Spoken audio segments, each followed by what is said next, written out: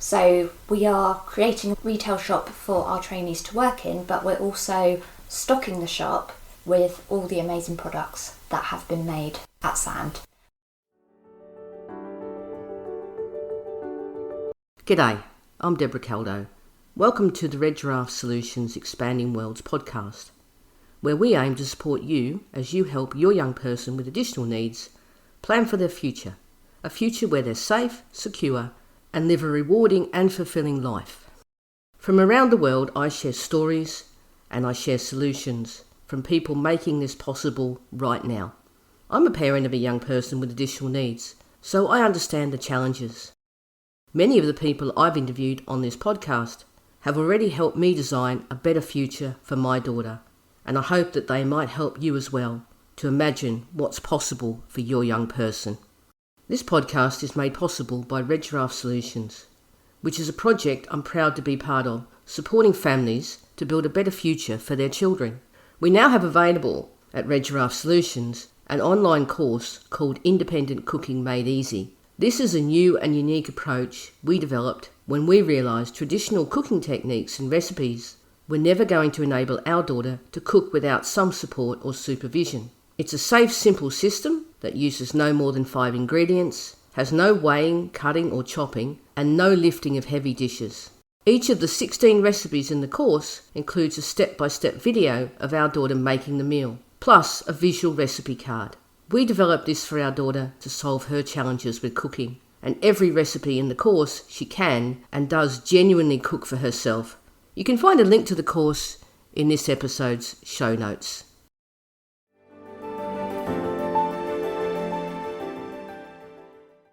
One of the things we often talk about when it comes to supporting young people with additional needs into paid employment is this idea of helping them develop employability skills.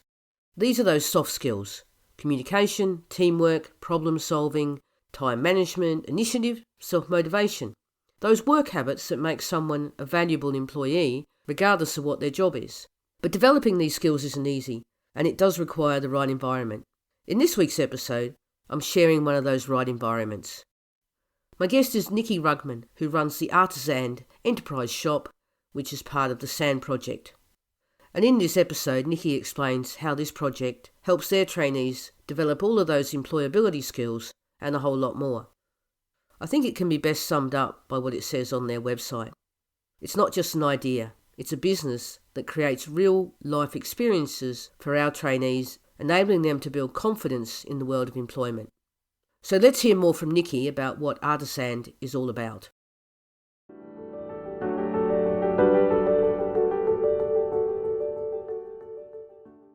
Thank you so much for talking to me today. Can you tell me a little bit about yourself first, and then your role here?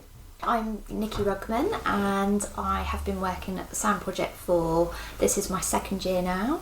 I started off as a facilitator at the main college. I was doing retail, multimedia and woodwork, and Kate was really passionate about bringing all the pathways together to create objects and build a new enterprise, which is the shop.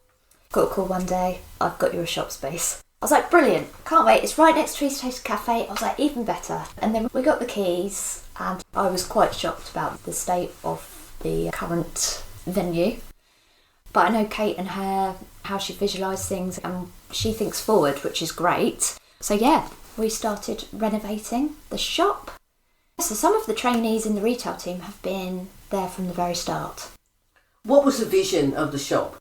The main vision of the shop was to include all the different pathways at SAND.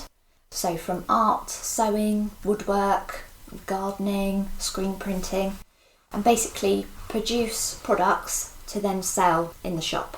So we are creating a retail shop for our trainees to work in, but we're also stocking the shop with all the amazing products that have been made at SAND. So that was the main vision, really, was to have it as a hub space to sell and promote all the amazing things that our trainees do. So what kind of things do you sell? When we first got the keys, we looked at the demographics of the area. We knew the hospital was really close by. We knew there was a school, a nursery, and quite a busy sort of community. So we decided our target audience were mums and their young children, people visiting the hospital. So we wanted it to be a gift shop. We thought actually that could be a really good target audience, and that was realistic for the different pathways as well, making smaller things that we could get out quite quick and sell. So we've got things from screen printing, produce loads. We've got notebooks, tea towels, t-shirts. We've got all pillowcases. So those trainees design the screens themselves, and then those get put onto a product. Woodwork, they have produced make your own kits. So we've got bookmarks. We thought, right, they're easy to make. We've got some really nice offcuts of wood here. Let's slice them up and create a kit that people can do at home. The big focus as well was mindfulness. So we wanted to create those sort of products that might help you on those days that you are feeling a bit low. And certainly things that our trainees have done themselves as well. We wanted to create some kits, so we've incorporated all the different pathways with those. And because the hospital's nearby, we decided to make some kits. And one kit we wanted to focus on was like a self-care cosy kit that people could buy, give to somebody to make their time in a hospital a little bit brighter.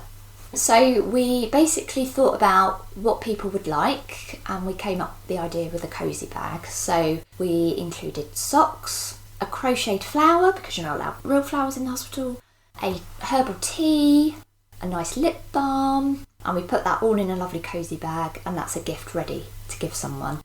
And they've been really popular. We've sold quite a few of those, which is great. And what's great about those is the trainees have sourced all the products for those. They've thought about what would look nice, and we've priced it all up. Yeah, that's been a really good product to develop. Is it core that you focus on this is a business and ultimately you've got to make money? Not in a profit sense, but in a we've got to cover our costs. Yeah, that's a big part of it, especially when we're sourcing items for products. We are conscious of how much we are spending, and actually we want to earn that money back and make a little bit more, and then work towards buying equipment for different pathways that they need. And there's so many amazing pieces of kit out there that we'd love to have, so actually to have that as a little goal for each pathway would be amazing. When you speak to the young people and you say, we're making the cosy kit and this is what we need to have, how much do they have a role in terms of designing the products, and how much is there a need to balance that against the need to create something that is actually what people in the area want? We've found quite a good balance with that, I feel. For example, one of our trainees is very into diamond art. I don't know if you've heard about diamond art, but it's like a craft kit. You follow the numbers and the colours, and you put the nice shiny drills, they're called, on them, and then you get a lovely piece of artwork at the end. So they said, let's create one. It's great for mindfulness. People in the hospital can do it. All ages can do it. So they have gone away and developed a product which we are now selling in the shop. They've sourced all that themselves. They've even said, look, the pens you get with the kits are pretty naff. The trays are awful. I use these ones with mine. I think we should buy them in. It will make the product a lot better quality, and it'll be a real good selling point to have in. So they have developed that product from start to finish. And they have been selling, which is great. And then they've done taster packs, which are a lot smaller. So if you've not done it before and you don't want to spend a bit more money on one, you can take away one for a few pounds, have a go. And they've developed that all by themselves. And it's been a really good motivation for them. And a really proud moment, I think, when people come in and ask what it is. They're like, oh, I can tell you about that. I love diamond art. So that's a really important part of it, getting their ideas, because they are full of amazing ideas. How does the promotion of the shop and that sort of thing work? So on a Wednesday, we have a multimedia team at the shop, and their focus is to create content for the shop and promote it on our social medias. So from that, they have created their own Instagram account, Facebook account, and each week they will plan out the content for the shop. Okay, what key dates are coming up? What do we need? They schedule the whole weeks, and it's really good. It's been great for engagement. People know where we are. It's that constant drip feed of, oh, there's ArtiSAND again. Oh, that looks like a nice new product they've got in.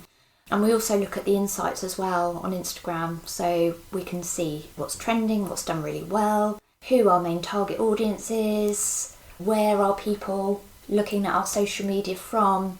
So that's been brilliant. They produce some really great content and it's quite fun. And they're getting to the point now where I can give them some ideas for the week and they just go off and do it independently, which is fantastic. When it comes to the shop and them doing roles in the shop, what kind of things do they tend to enjoy most? Do they enjoy the creativity side of it? There's a mixture, I think. Some trainees love to be storefront, serve customers, use the till, and they've found a real joy in doing that. Others prefer to stay away from the shop front and do the content for the multimedia. And a group we've got in tomorrow is like a product development group, so they're a very creative group, so we will get a lot of products designed, made in those sessions. So it's a real mixture, but I think that's what's great about it, is they can pick something they like or try something they want to, and actually we can be flexible with them. So all the different teams you have working, so product development and retail team and the multimedia, do they all come together and talk about what they're each doing, or do they all work a little bit separately and then someone coordinates that? It depends really what we're working on. Some like to work independently, some like to work in small groups. Usually at the beginning of a session we will have discussion, what's worked really well this week, what we're doing today. Yeah, so it's a mixture and we encourage that as well, to work with other people in small groups. It's great for communication skills, all those really important life skills and work. In terms of next steps, what's the plan for ArtiSAND? You've got one shop. Do you want to move towards online sales or to more shops? Is there a plan, or is it just let's get this right now and see where we go? Yeah, so at the moment it's let's get it open, let's see what happens, what sells well, what do they enjoy, and we're going to start planning some workshops so people can actually come in and learn a new skill, do some diamond art if they fancy, make a bookmark. So products we've made, they can then learn how to do that. And I think that was one of the main designs with the shop. We've got that lovely partition that separates the space. So we've got the shop front, which is jam-packed full of lovely products, and then we've got the classroom space. So we wanted that classroom space to be able to invite people in to do workshops. So that would be another sort of avenue of business for us, I think. And workshops are really popular at the moment. Who would teach those workshops? Would that be the young people that have developed that particular product? So it'd be a mixture, I think, if they felt comfortable for them to lead it, and we would obviously do all the prep beforehand for that. And then we would also be willing to jump in and support that as well. One of our trainees, she's also started her own business outside of college. She's an amazing artist, Marianne Hunt. And we're at the point now where she's producing products at home and we are stocking them in the shop. So we are buying them from her and we are stocking them in our shop, which is amazing. And I think we'll get more and more of that. So yeah, that's the vision short term. And then long term, who knows? We'll see what happens. But yeah, it's really exciting. And the feedback we've had so far has been amazing. It's been so positive. It's just an amazing place to be. And the trainees are doing amazingly well.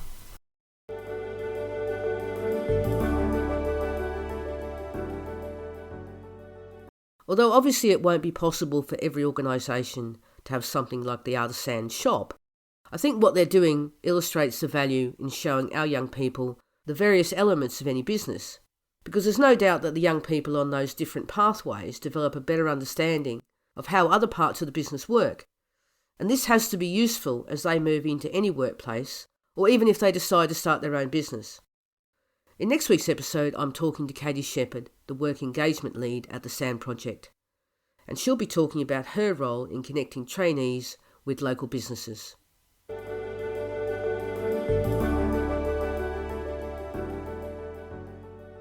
I just want to say thank you for taking the time to listen, and I hope that the stories and solutions shared on here help you as you support your young person to create their future.